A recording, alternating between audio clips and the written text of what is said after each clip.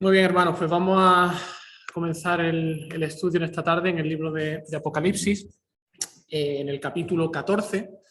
Y en esta tarde, con la ayuda del Señor, la idea es que podamos concluir esta quinta revelación que yo he titulado como la raíz del conflicto. Y no sé si habéis tenido tiempo de leer en casa esta parte final del capítulo 14 y los primeros versículos del 15. Quizás tenía que haberlo puesto en el grupo, pero se me pasó. Pero recordad que en esta quinta revelación lo que hemos estado viendo es de alguna manera cómo funcionan los entresijos de la guerra espiritual, ¿no? ¿Por qué esta guerra espiritual? ¿Cómo funciona? ¿Quién está realmente detrás? ¿Quién mueve los hilos? Y los capítulos 12, 13 y 14, que hoy concluiremos, vemos que esta revelación se nos presenta en tres actos. Había un primer acto, que es ese acto que vimos en el capítulo 12, donde lo que encontramos allí era un niño y un dragón que están en conflicto. Ese niño vimos que Jesucristo es el Mesías, ese dragón es Satanás. Y es un conflicto que se inicia desde el principio de la historia, desde Génesis 3:15, con la maldición que Dios le dio a esa serpiente y le dirá que la simiente de la mujer la heriría en la cabeza y él la heriría en el calcañar. Eso marca el inicio de un conflicto que dura hasta hoy y que tendrá su fin en la consumación de los tiempos cuando Cristo venga por segunda vez. Así que veíamos en ese capítulo 12 como Cristo con su muerte, con su resurrección, Él vence al dragón, Él es ascendido a los cielos, está a la diestra del Padre y les da toda autoridad y todo poder. Y Satanás ya no tiene más cabida en el cielo, así que Satanás es expulsado y es echado a la tierra. Y el dragón, enrabietado porque no ha podido cumplir con su propósito de que no naciera ese niño, ¿qué es lo que hace? Va a hacer guerra. Ya no puede contra Cristo, pero sí contra su iglesia. Él tiene un plan de hacer guerra contra la mujer, esta mujer que representa tanto a los creyentes, la iglesia en el Antiguo Testamento como en el Nuevo Testamento.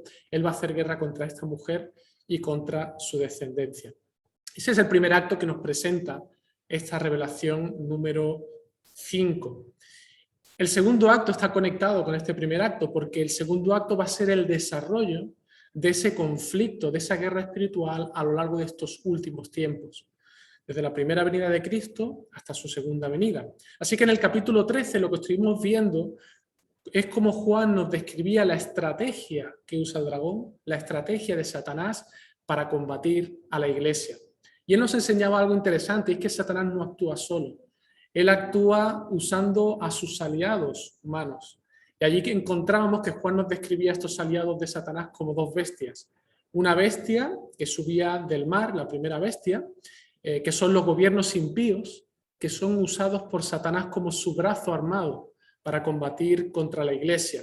¿Qué hacen? Usar el miedo, la represión, las amenazas y hasta la muerte. Esas son sus consignas y esta bestia no va a dudar en usar todas estas armas cuando ella crea que sea oportuno y cuando Satanás le dicte. La bestia que subía de la tierra, esta segunda bestia, es más peligrosa porque veíamos que era más sutil. Tenía cuernos como de cordero, como de un animal inocente, pero hablaba como dragón.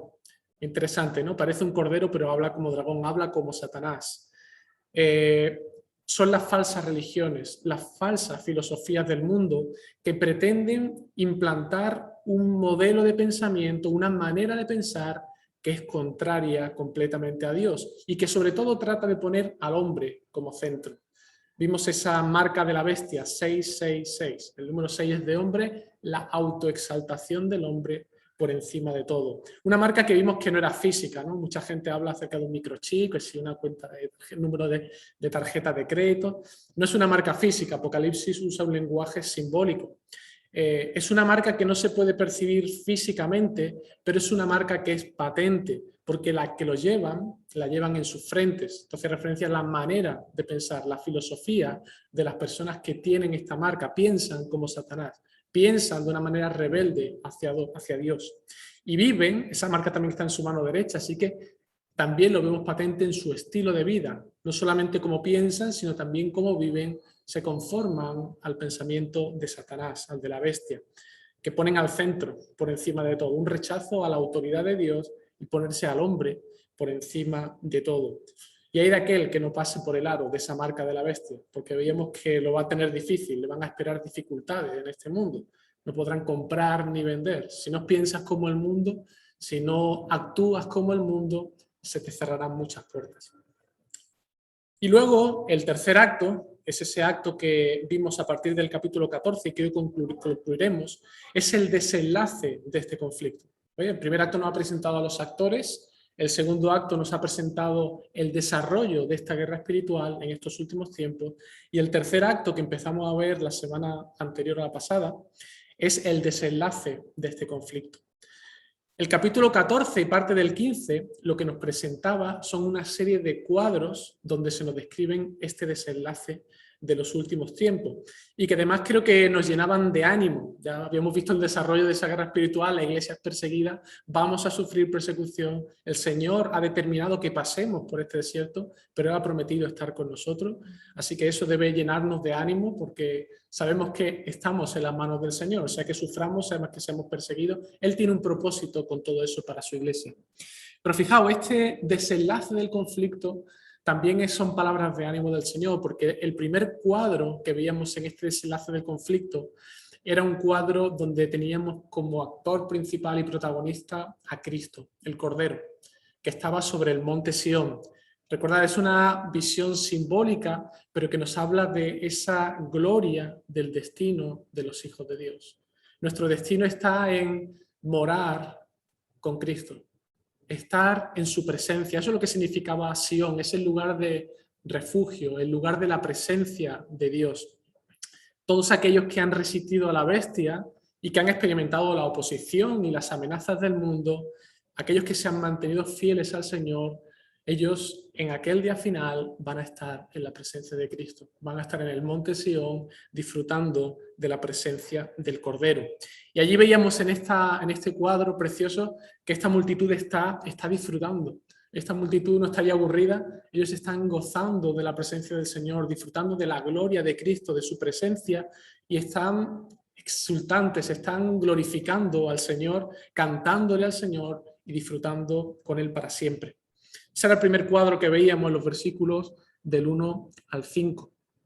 Luego vimos también, la vez pasada, un segundo cuadro, que es una visión que anticipaba de alguna manera la inminencia del juicio final. Recordad que este tercer cuadro es el desenlace de esta guerra espiritual. Así que esta segunda visión, o este segundo cuadro del tercer acto, nos anticipaba una inminencia de ese juicio final y lo veíamos a través de estos tres ángeles que están declarando tres verdades acerca de ese juicio que se acerca. El primer ángel veíamos que nos anunciaba la venida del juicio de Dios. Y esa venida del juicio de Dios es parte esencial del mensaje del Evangelio. Este ángel estaba anunciando el Evangelio y lo que decía era que el juicio de Dios se acerca. Todos los hombres tienen que ser advertidos que hay un juicio que se acerca. Y la misión que el Señor da, la misión que el Señor nos ha dado a nosotros los creyentes, a su iglesia, es ser enviados a este mundo a declarar el Evangelio. El Evangelio que son palabras de esperanza para un mundo perdido, de que hay esperanza y perdón de pecados en Cristo, pero también debemos incluir en ese mensaje que hay un juicio venidero. ¿Qué pasa con tu pecado? No solamente Dios me perdona y qué bien todo. ¿Qué pasa con el pecado? No podemos aceptar al Señor como nuestro Salvador, pero no como nuestro Señor. Hay que advertir de la realidad del juicio que se acerca, lo cual hace que la gente pueda entender correctamente el Evangelio. Hay que llamar a la gente al arrepentimiento y a que venga el Señor antes de que llegue el día malo. Ese era el primer mensaje de ese primer ángel. Pero luego también veíamos que el segundo ángel anunciaba otra verdad, y es la realidad del fin del sistema de este mundo. Un sistema que es contrario a Dios, y este ángel nos decía que tiene sus días contados. Babilonia ha caído. Babilonia ha caído. El ángel anuncia proféticamente la caída de Babilonia. Y veíamos que esta Babilonia no es la Babilonia en un sentido literal, la ciudad la que vemos, por ejemplo, en el libro de Daniel, y Nabucodonosor siendo su rey, sino que Babilonia está tipificando a la realidad de un mundo impío que vive contrario a Dios. Y lo que este ángel está diciendo, el sistema de este mundo, la forma de pensar del mundo, todo ese sistema tiene sus días contados. Así que no pongas tus esperanzas en este mundo, no pongas tus esperanzas en lo que te está vendiendo esta bestia. De alguna manera, Babilonia, el mundo, es el bando perdedor. Y luego, la tercera declaración del tercer ángel, en este segundo cuadro, era la verdad de que el destino de los malos, el destino de los impíos y de la bestia está determinado por Dios y es el infierno. ¿Vale? Si bien los sufrimientos de los hijos de Dios a manos de la bestia han sido duros, han sido penosos, han sido difíciles de soportar, pero este ángel nos revela una verdad importante, y es que estos sufrimientos no son nada comparado con lo que le espera a los impíos y a la bestia. El sufrimiento, el juicio de Dios que va a caer sobre ellos será infinitamente más doloroso, infinitamente peor, lo cual debe ser una advertencia para ellos, y por si alguien tiene la tentación de pasarse al bando de la bestia, no tiene sentido, no merece la pena, ¿vale? Y lo que vamos a ver en esta tarde, esto es un poquito lo que vimos hasta ahora en este capítulo, vamos a concluir esta revelación y vamos a ver 3 cuadros más, ¿vale? En este tercer acto. Hemos visto un cuadro de gloria, Cristo en el monte Sión, los creyentes disfrutando con él, un segundo cuadro de advertencia de estos 3 ángeles, y ahora vamos a ver 3 cuadros más, 2 de ellos que nos van a hablar acerca del juicio de Dios y un último que nos habla también de un cuadro de gloria y de gozo, ¿vale? Así que vamos a empezar en este tercer cuadro, que es un cuadro que representa el juicio final, ¿vale? Y os tengo que advertir que las imágenes que vamos a ver en esta tarde son duras, son fuertes. O sea, el Señor no va de alguna manera a dulcificar la realidad de ese juicio final, porque en este cuadro que vamos a ver en esta tarde, el final del capítulo 14, son muy gráficas las imágenes que vamos a estar contemplando, son muy duras, ¿vale? Así que lo advierto. Fijaos, comienza el versículo 14. Estamos en capítulo 14, versículo 14. Dice, miré, Juan está teniendo una nueva visión, y aquí una nube blanca, y sobre la nube uno sentado al Hijo del Hombre, que tenía en la cabeza una corona de oro y en la mano una hoz aguda. Juan comienza su descripción con esta visión, y lo primero que él ve es una nube blanca. Esta nube blanca de alguna manera sirve como un carro de guerra o como un carro que está transportando a un distinguido ocupante de esa nube. Recordad, es un cuadro simbólico, no tenemos que entender literalmente una persona subida a una nube, que sería imposible, pero tenemos que entender el lenguaje de Apocalipsis. Ahora, ¿quién está en esa nube? Yo creo que está claro, ¿no? Dice, uno semejante al Hijo del Hombre.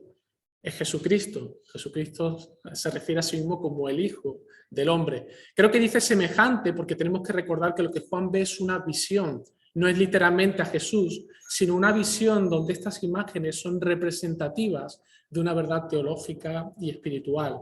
De la misma manera que Jesús es descrito también como semejante al Hijo del Hombre, allí en el capítulo 1, versículo 13, que está él en medio de los 7 candeleros, dice uno semejante al Hijo del Hombre.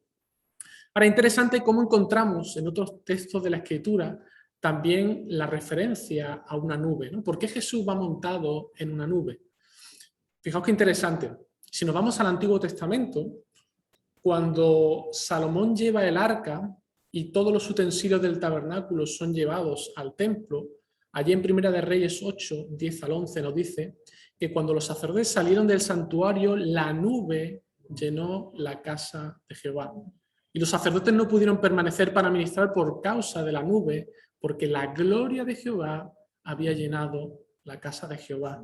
Así que fijaos qué interesante, el Antiguo Testamento cuando muestra la idea de una nube, generalmente está tipificando o representando la gloria y la presencia de Jehová. O sea, este que viene en una nube es alguien que tiene la gloria de Jehová, la gloria de Dios. Es la presencia de Dios viniendo a la tierra.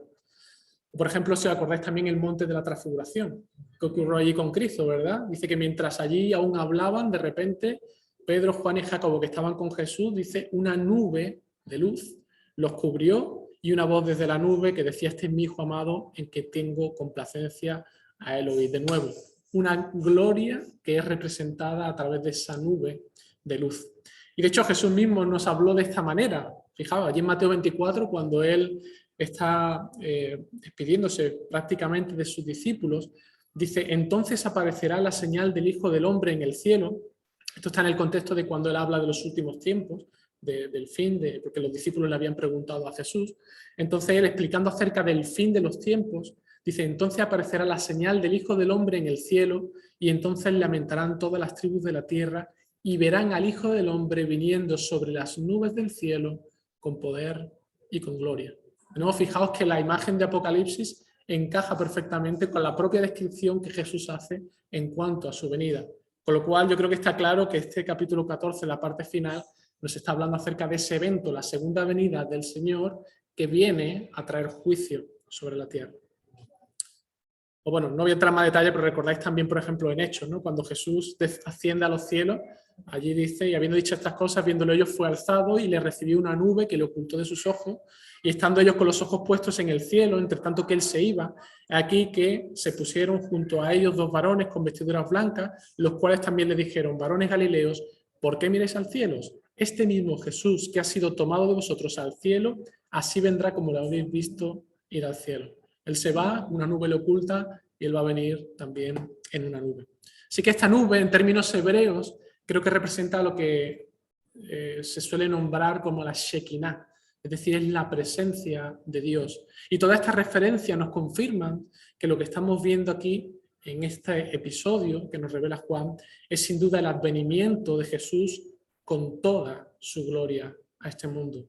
Su segunda venida no será como la primera, en humildad, ¿verdad? Ahora su gloria va a ser manifestada, va a ser clara a todo el mundo, va a ser visible a todo ojo.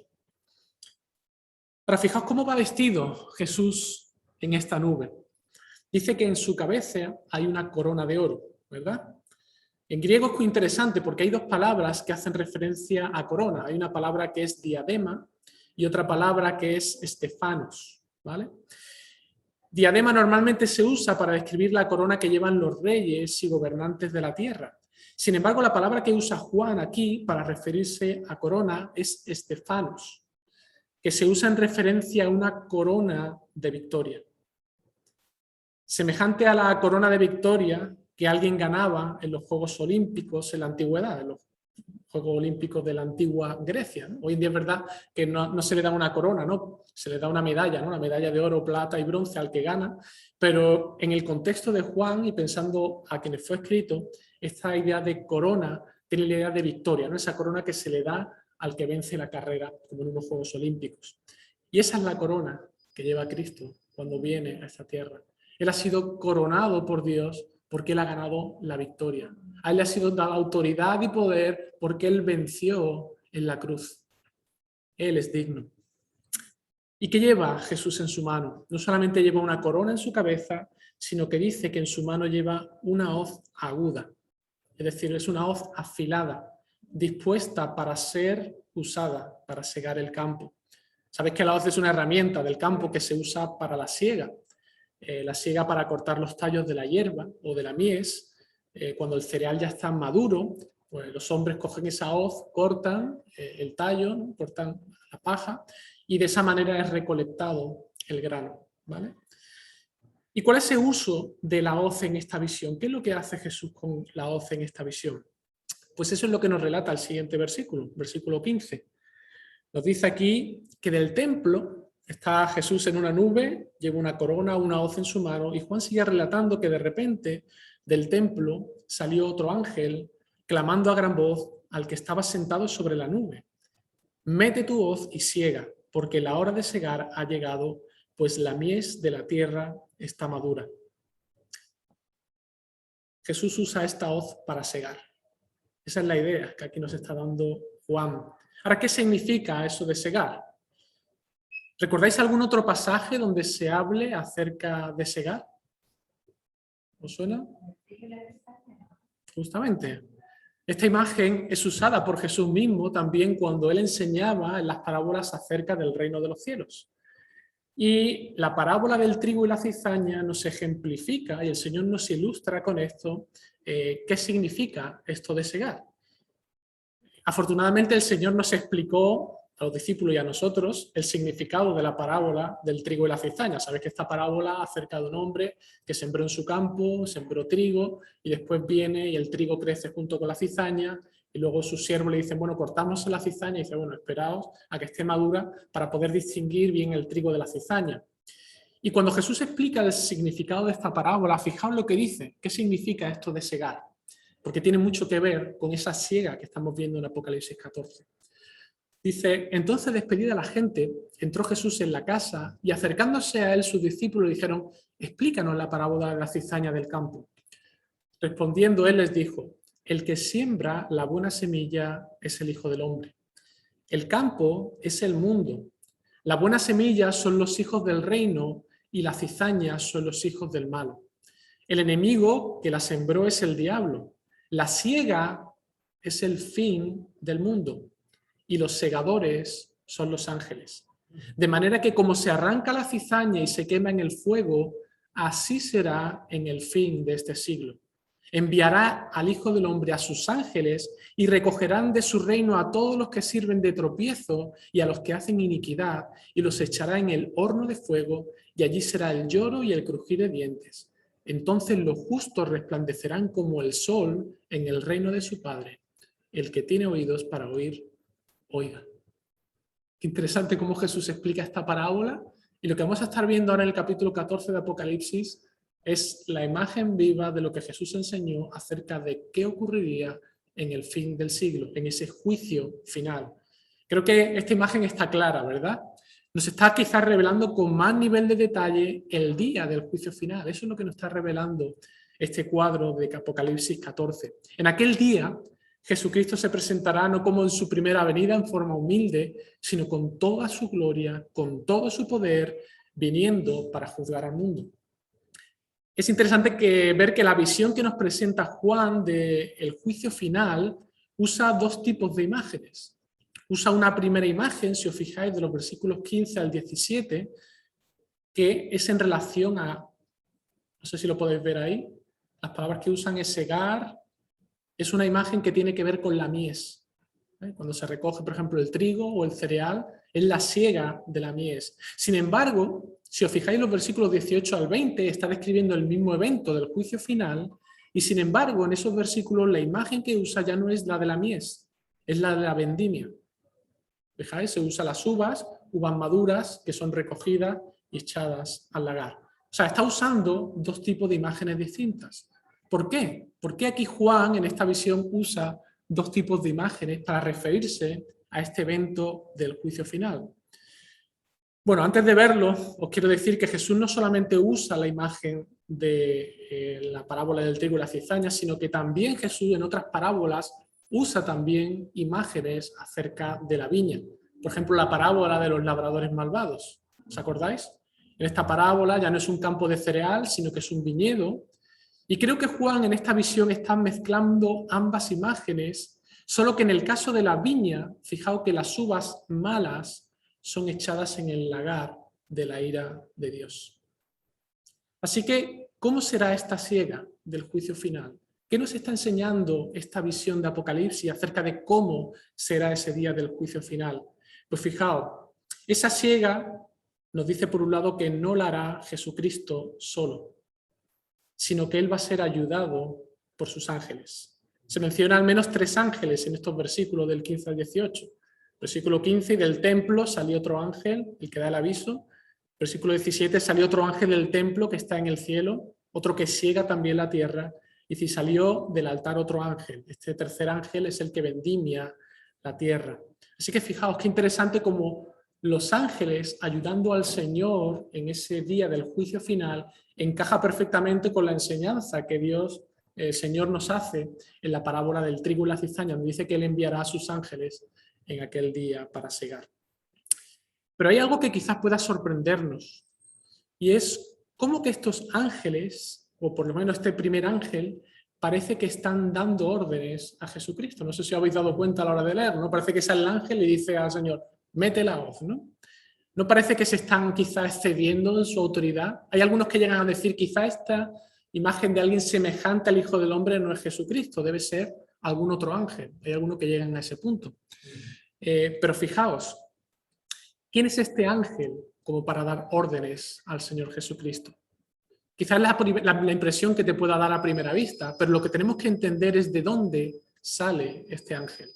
Nos dice el versículo 15 que este primer ángel sale del templo. Por otro lado, Jesucristo en esta imagen se representa como el Hijo del Hombre. Él sigue siendo el mediador entre Dios y los hombres. Incluso en su estado glorificado, Él sigue siendo Dios hombre y por tanto Él está sometido a la voluntad del Padre. Él no hace nada por su propia cuenta sin contar con la voluntad del Padre. Este ángel, en otras palabras, es simplemente un mensajero del Padre que sale del templo, en lugar de la presencia de Dios. El Hijo está obedeciendo a la voz del Padre. Este ángel simplemente está trayendo una orden del Padre indicando que la mies está madura y que es tiempo de segar. Así que no es el ángel el que da una orden al Señor Jesucristo. El ángel simplemente está transmitiendo esa orden que viene del Padre. Fijaos qué interesante, cuando Jesús habló a sus discípulos acerca de la venida del Hijo del Hombre, de ese día del juicio final, ¿os acordáis lo que le dijo? Dice, pero de aquel día y de la hora nadie sabe, ni aun los ángeles que están en el cielo, ni el Hijo, sino el Padre. Eso se ha reservado el Padre como prerrogativa para sí mismo. Así que este ángel no puede hablar por su propia cuenta, no puede dar órdenes porque no sabe cuál es el momento preciso para que ese juicio sea ejecutado. Ni siquiera el Hijo lo sabe y tiene potestad de decidir hasta que el Padre se lo indique. Eso es lo que creo que esta visión está representando. Y es muy interesante que esta escena, porque los ángeles van a ser agentes activos en el día del juicio final. Si observáis la escena y la leéis, veréis que hay como mucho trasiego. Ángeles que van, ángeles que vienen, que van dando órdenes, ángeles que van segando, ángeles que están recolectando esas uvas. Ellos parecen que están entrando y saliendo del templo, del altar. Todo este proceso de juicio tiene que ver con el templo, con el altar y con el fuego. No sé si habéis fijado ahí, aparece esa idea del templo, el altar y el fuego. ¿A qué os suena todo esto? El altar, el templo, el fuego, sacrificio. Es el simbolismo en el Antiguo Testamento que nos hablaba del altar que estaba en el templo y era el lugar donde se quemaba el cordero en sacrificio a Dios para la expiación de los pecados. Ahora, ¿por qué vemos todas estas imágenes aquí en la escena del juicio final? Creo que este fuego aquí se usa en el altar, o que se usaba en el altar para sacrificar al cordero para expiación de los pecados en el Antiguo Testamento, es el mismo fuego que será derramado sobre el mundo en aquel día del juicio final. Aquel fuego tipifica a este. Con toda la furia del Padre, su ira fue derramada sin diluir sobre el Hijo en la cruz del Calvario. Pero hermano, ese mismo fuego es el que será derramado sobre los impíos en el día final. Es ese mismo fuego. Así que la cuestión es, si no estás bajo la protección del Cordero, el que estuvo dispuesto a soportar ese fuego por ti, en el día del juicio final, ese mismo fuego va a caer sobre ti. Si rechazas la gracia que Cristo te ofrece hoy, si no confiesas tus pecados, no vienes a Él en arrepentimiento y en fe y confiando en que Él ya sufrió ese fuego sobre su ser por ti, en aquel día tendrás que experimentarlo tú mismo, sobre tu propia carne. Solo hay dos sitios donde Dios puede resolver el problema del pecado que hay en ti. O en la cruz del Calvario o sobre ti mismo en el infierno. Ahora, no sé si habéis notado en el texto, pero lo que os decía antes, Juan está viendo este juicio mediante dos imágenes bien diferenciadas. La primera imagen que representa la siega de la mies, mientras que la segunda imagen es la imagen de la vendimia, esas uvas. ¿Por qué? Pues creo que este simbolismo tiene mucho sentido y lo que nos está indicando es que el día del juicio final será en dos etapas diferenciadas. ¿Para qué sirve la siega? La siega sirve para separar el grano de la paja, ¿verdad? Cuando alguien va a segar, corta esas ramas, esa mies, y esa mies después es puesta aparte y ahora es separada la paja del grano. El grano es lo bueno, lo que guardas para ti, que guardas en el granero, Y la paja, ¿qué haces con ella? La quemas.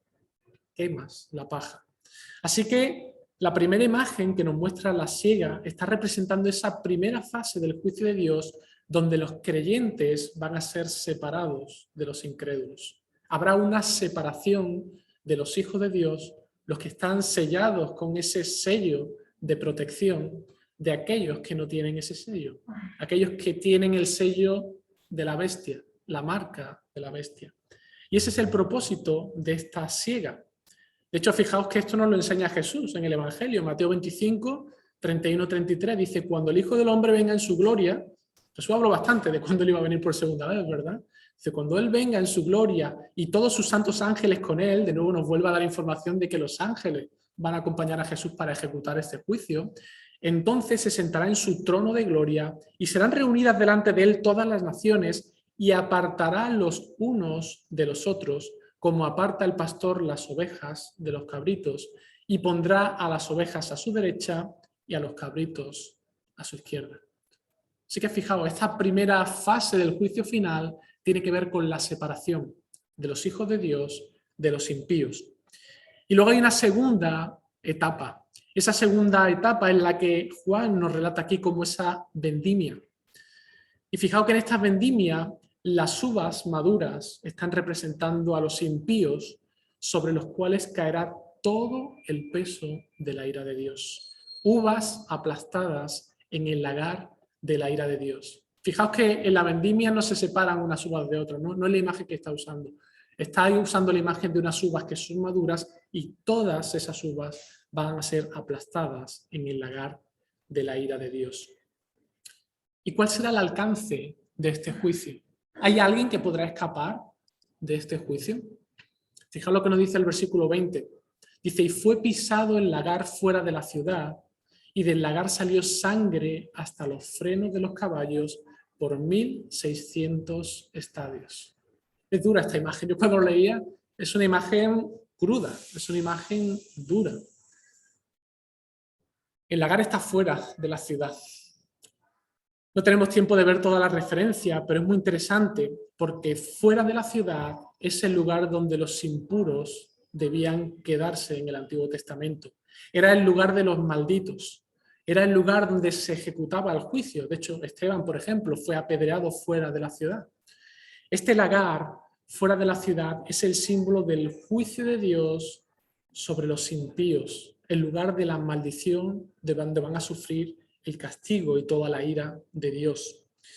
Y la escena que nos presenta que Juan es una visión muy dura y es muy gráfica. La imagen que Juan usa combina la idea de un lagar donde las uvas son aplastadas con la imagen de una batalla donde el resultado es un lago de sangre tan abundante que el nivel de esa sangre llega hasta la misma cabeza de los caballos. O sea, es tremenda la imagen que está usando. Es una imagen simbólica muy fuerte que nos hace tener una leve idea de lo terrible que será el juicio de Dios en aquel día. Será terrible. Y dice que esta sangre llegará hasta los frenos de los caballos por 1600 estadios, ¿no? ¿Qué significa esto de los 1600 estadios? ¿Qué tiene que ver con los caballos? No os perdáis, estamos hablando de un lenguaje simbólico, es un lenguaje apocalíptico y tenemos que entender que lo que aquí Juan nos está queriendo representar es el alcance de este juicio. Sangre hasta los frenos de los caballos, un juicio tremendo, total, sobre el mundo, con un alcance completo. Este número, 1600 estadios, es un número simbólico que nos habla precisamente del alcance de ese juicio. Y creo que a esta altura nadie interpretaría el juicio como un lagar físico, con uvas pisoteadas de la que brota sangre y luego con un lago que tenga estas dimensiones. Pero fijaos, 1600 es un número simbólico que está formado por 4. 4 es el número que representa... ¿Alguien se acuerda? Esto lo vamos repitiendo mucho. No, el número de hombres es el 6. El 4 es un número que representa, si imagináis las 4 dimensiones, eso. Así que 4 es un número que representa la extensión de la Tierra, y luego el 10 es un número que representa lo completo. Siempre el número 10 cuando acompaña a ciertos números te da una idea de lo completo. Así que 4 por 4 es 16, por 10, por 10, 1600. 1600 representa que el juicio de Dios será ejecutado de manera plena sobre toda la extensión de la tierra. No habrá ni un solo rincón de la tierra que escape al juicio de Dios. No habrá ni un solo impío que pueda hacer su ladito y esconderse. Será un juicio total, un derramamiento completo de toda la ira de Dios sobre todos y cada uno de los impíos. No sé, quizás te ha dejado un poco perplejo esta visión de Cristo, ¿verdad? Es una visión bastante dura.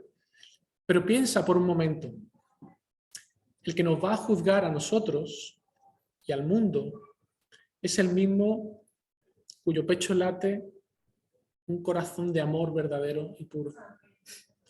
El que va a juzgar a los incrédulos es el mismo que también ama a pecadores. Pero es justamente esto lo que hace nuestra perspectiva del juicio final, en cierto sentido, para los impíos espantosa. Porque de la misma manera que nosotros podemos contemplar la belleza, la gloria, el amor y la misericordia de Cristo, si no fuese Cristo el que fuese a juzgar, si supiéramos que es cualquier otra persona, si fuese un extraño, quizá a lo mejor no lo veríamos tan terrible. Pero fijaos, es Cristo. Alguien que tiene un amor condicional, una entrega, una misericordia, una gracia que no podemos alcanzar a entender. Pero si todo eso es verdad en Cristo en grado sumo, también esto es verdad en cuanto a su indignidad contra el pecado, en cuanto a su ira con el pecador no arrepentido, en cuanto a su ira por la maldad y la ofensa contra Dios el Padre. Hermanos, todo lo maravilloso que podemos contemplar en cuanto a su gracia y su amor, eso mismo tenemos que verlo equivalente en cuanto a su juicio y su ira contra el pecador. Ambas cosas forman parte de la naturaleza de Dios y de amor. Él es amor en grado sumo, pero es justicia en grado sumo. Él es ternura, como no conocemos otra, pero también es juicio e ira. Muy bien, vamos entonces, este es el tercer cuadro que veíamos en capítulo 14 y vamos a terminar, queda poquito, ¿vale? Que nos quedan los 4 versículos del capítulo 15. Vamos a ver un cuarto cuadro que de nuevo nos habla acerca del juicio final. Y quizá os sorprenda, pero este cuadro es muy breve, pero nos vuelve a hablar acerca de lo mismo y es el versículo 1 del capítulo 15. Y dice allí Juan: vi en el cielo otra señal grande y admirable, 7 ángeles que tenían las 7 plagas postreras, porque en ellas se consumaba la ira de Dios. Quizá a alguien le pueda dejar perplejo este versículo. Bueno, no me acaba de hablar acerca de la ira y de la ejecución de ese juicio, ¿cómo que ahora dice que en estas 7 plagas se consumaba la ira de Dios? Recordad, estas visiones no son visiones secuenciales en el tiempo de eventos que ocurren uno detrás de otro, son visiones que de alguna manera están hablando acerca de este mismo evento. Simplemente es una nueva manera de describir este juicio final. Y Juan en esta visión considera estas 7 plagas. La diferencia entre el juicio que hemos visto descrito anteriormente y el juicio que ahora se describe, que es el mismo, el día del juicio final, es que creo que Juan ahora ve a estos 7 ángeles con esas 7 plagas, que es el juicio final, la ira de Dios derramándose sobre el mundo, pero nos lo adelanta en este punto porque esta visión va a ser un anticipo acerca de la descripción también de ese juicio final que veremos en la 6ª revelación. Es una manera de conectar esa descripción del juicio final que tiene sobre los hombres y hablarnos y señalarnos que esa visión del juicio final tiene que ver con una imagen de 7 plagas y 7 ángeles derramando esa ira de Dios sobre el mundo, que es justamente lo que veremos en la revelación número 6 a partir del capítulo 16, las 7 copas de la ira de Dios. De nuevo, recordad que son cuadros descriptivos. La descripción que tenemos aquí del día del juicio final es una, pero vamos a encontrar una bastante más detallada en la siguiente revelación, en la número 6, donde no solamente se nos va a hablar acerca de cómo ese juicio cae sobre los hombres, sino que nos va a detallar más cosas. Ese juicio final va a ser ejecutado sobre Babilonia, sobre la bestia, sobre el falso testigo y sobre Satanás mismo, que veremos en el capítulo 20. ¿Vale? Pero eso lo iremos viendo con más detalle cuando lleguemos a esa sección. Y ya concluimos con el último cuadro, el quinto cuadro que encontramos en los versículos del 2 al 4 del capítulo 15. Y esto cerraría ya esta quinta revelación. Y allí nos dice: vi también como un mar de vidrio mezclado con fuego, y a los que habían alcanzado la victoria sobre la bestia y su imagen, y su marca y el número de su nombre, en pie sobre el mar de vidrio con las arpas de Dios. Hemos visto cuadros de juicio, y ahora Juan, en este último cuadro, nos transporta al cielo. Menos mal. Vamos a terminar con un cuadro de gloria para no terminar con un mal sabor de boca. Y fijaos, lo que aquí Juan ve es un mar de vidrio mezclado con fuego. ¿Recordáis otro sitio en Apocalipsis que se hable de un mar de vidrio? La visión que teníamos, esa segunda revelación, esa perspectiva celestial, allí había un trono y delante del trono había un mar de vidrio. Así que interesante. Aquí nos está haciendo una descripción de la gloria, del cielo, donde aparece este mar. Ahora, ¿qué es un mar? Porque hay muchos que interpretan esto como un mar, como el mar de la playa, ¿no? Quizá alguien se pueda estar imaginando un mar con sus olas o algo así, pero creo que el mar que nos está describiendo aquí Juan, en esta visión, de nuevo, tiene que ver o está conectado a algo que encontramos en el Antiguo Testamento. ¿Recordáis algo en el Antiguo Testamento a lo que se le llame mar, que no sea el mar de la playa? ¿El qué? Las naciones. Bueno, hay en un sentido simbólico donde se habla del mar como las naciones en agitación, pero fijaos, me voy a algo más. En el templo vamos a ver algo muy interesante, porque en el templo aparece algo que es llamado mar. Fijaos, en Primera de Reyes 7, 22 al 25, cuando están construyendo el templo, allí dice, os lo leo rápidamente: luego Hurán fundió un enorme tazón redondo que medía 4 metros con 60 centímetros de borde a borde. Estoy leyendo de la nueva traducción viviente, que da las medidas de una manera que podemos entender, ¿no? Así que este tazón redondo que medía 4 metros con 60 centímetros de borde a borde, llamado el mar. Tenía 2 metros con 30 centímetros de profundidad y 13 metros con 80 centímetros de circunferencia. Por debajo del borde estaba rodeado por 2 hileras de calabazas decorativas. Había unas 20 calabazas por cada metro de la circunferencia que se habían fundido como parte del tazón, y el mar estaba colocado sobre una base formada por 12 bueyes de bronce que miraban hacia afuera. 3 miraban al norte, 3 miraban al occidente, 3 hacia el sur y 3 al oriente. Y el mar estaba asentado sobre ellos. El grosor del mar era de unos 8 centímetros. Su borde era acampanado como una copa y se parecía a una flor de nenufa. Tenía capacidad para unos 42.000 litros de agua. Así que este mar era un elemento que se encontraba en la puerta del templo. ¿Y para qué servía? ¿Para qué se usaba este mar? Pues este mar de bronce estaba colocado delante del templo con agua para que los sacerdotes pudieran lavarse antes y después de los sacrificios. Era parte del ritual de purificación que los sacerdotes tenían que hacer antes de hacer el sacrificio y cuando terminaban también. No puedo ser dogmático aquí, como muchas otras cosas de Apocalipsis, pero creo que este mar de vidrio que estamos viendo aquí simboliza la purificación. Una interpretación podría ser que, puesto que sobre ellas están los creyentes, los que han vencido a la bestia y a su imagen y a su marca y al número de su nombre, creo que esto está simbolizando la purificación de los creyentes una vez que estemos en la presencia del Señor, delante de su trono. Mientras que el mar en el templo era de bronce, es interesante que este mar que nos describe aquí Juan es de cristal. Es más puro. Está de alguna manera simbolizando la glorificación y la pureza que nos es dada a los creyentes por Dios, y que ya no es la típica que veíamos en ese lavamiento de los sacerdotes, en ese agua, que era solamente una purificación necesaria de manera ritual para acceder al templo, sino que ahora esa purificación es la realidad que experimenta todo creyente en la presencia de Dios, con un cuerpo glorificado, un cuerpo glorificado. Y no solamente nos dice aquí Juan que es un mar de cristal, sino también está mezclado con fuego. ¿Por qué? Mirad qué interesante lo que dice Pablo hablando acerca de los corintios respecto a cómo Dios edifica su iglesia. Dice, porque nadie puede poner otro fundamento que el que está puesto, el cual es Jesucristo. Y si sobre este fundamento alguno edificare oro, plata, piedras preciosas, madera, heno, hojarasca, la obra de cada uno se hará manifiesta, el día la declarará, pues por el fuego será revelada y la obra de cada uno, cual sea el fuego, la probará. Así que como parte de esa purificación que Dios efectúa sobre el creyente, ahora usa la imagen del fuego como un elemento que pondrá también de manifiesto las obras de los creyentes y sobre qué fundamento estas obras fueron hechas.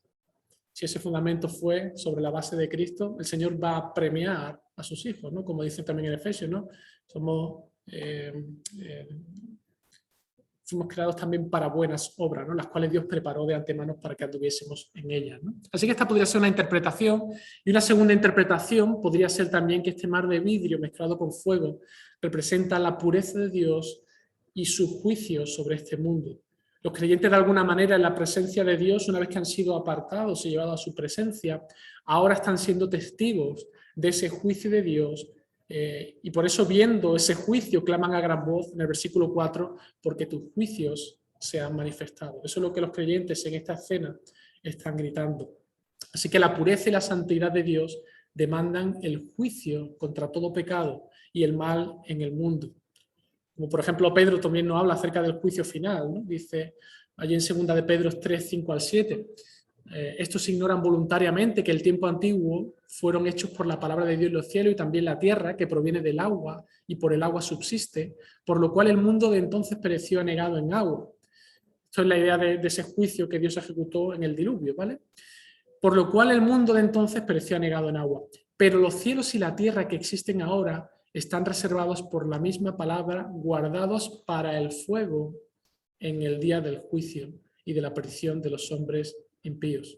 Así que quizá también este mar de vidrio que representa la pureza de Dios, su justicia y su perfección, está mezclado con fuego, dándonos la idea de que ese Dios justo va a ejecutar su juicio para erradicar todo pecado y todo mal del mundo. Por eso usa la idea de ese fuego purificador que arrasará con todo.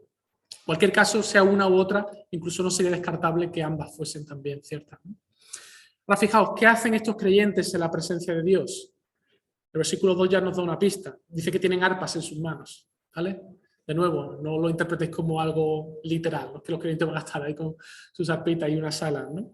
Pero lo que nos da una idea es la fiesta de adoración que va a dar comienzo. Lo que aquí Juan nos está describiendo es esa fiesta de adoración que tendrá lugar en la presencia del Señor. Y allí nos dice que estos creyentes están disfrutando de aquel lugar, están exultantes viendo a su Señor, y dice que cantan el cántico de Moisés, siervo de Dios, y el cántico del Cordero. Son dos cánticos, diciendo: grandes y maravillosas son tus obras, Señor Dios Todopoderoso.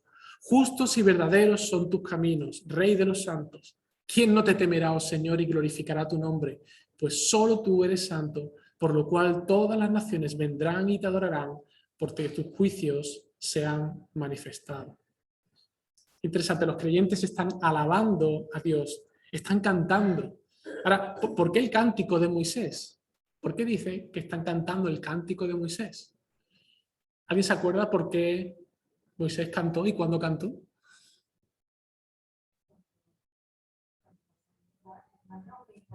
Exactamente, aquí es interesante que de nuevo Juan en esta visión hace referencia al Antiguo Testamento. Éxodo 15. Este cuadro conecta con la victoria del pueblo de Dios sobre Faraón cuando salieron de Egipto.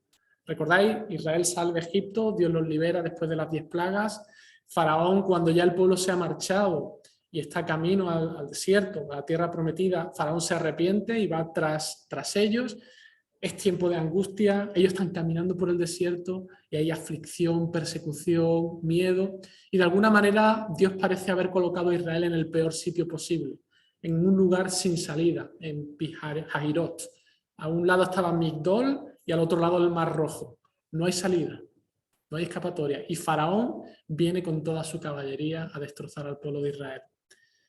Pero la gloria de Dios se pone de manifiesto en aquel momento. El Señor hace cruzar a Israel por tierra seca por en medio del Mar Rojo. Y cuando han terminado de pasar, ¿qué hace Dios? Ejecuta su juicio. Esas aguas que estaban separadas del mar como columnas son cerradas, todo el agua cae sobre los enemigos, sobre todas las tropas de Faraón, sobre Faraón mismo, y todos los enemigos de Israel son destruidos. ¿Y luego qué hace Israel? Por la victoria que el Señor les ha dado, Moisés canta. Hay un cántico de liberación, un cántico de alabanza a Dios por la liberación que ha tenido lugar, porque Dios les ha dado la victoria, porque la ira de Dios se ha ejecutado sobre los enemigos y han sido completamente destruidos. El Señor les ha librado. ¿No resulta familiar esta historia? Es lo mismo que ocurre con la Iglesia. La Iglesia es rescatada por la obra de Cristo. Y hasta la segunda venida debe andar por ese desierto donde el enemigo está al acecho, donde hay peligro, donde hay presión, donde hay momentos donde parece que no hay salida. Pero cuando Cristo venga por segunda vez a juzgar a nuestros enemigos, Él va a darnos la victoria sobre ellos. El justo después va a celebrar una fiesta de adoración, una vez que el Señor haya ejecutado ese juicio contra el mundo, contra Satanás, contra las bestias y contra todo aquello que se opone a Él. Y allí vamos a cantar a pleno pulmón. Va a ser un tiempo de fiesta, de alabanza, un tiempo de gloria a Él. Cantaremos no solamente el cántico de Moisés, sino también el del Cordero. Alabanza y alegría delante de aquel que nos ha rescatado, aquel que nos ha limpiado, aquel que nos ha hecho hijos suyos para siempre. Amén. Bueno, pues voy a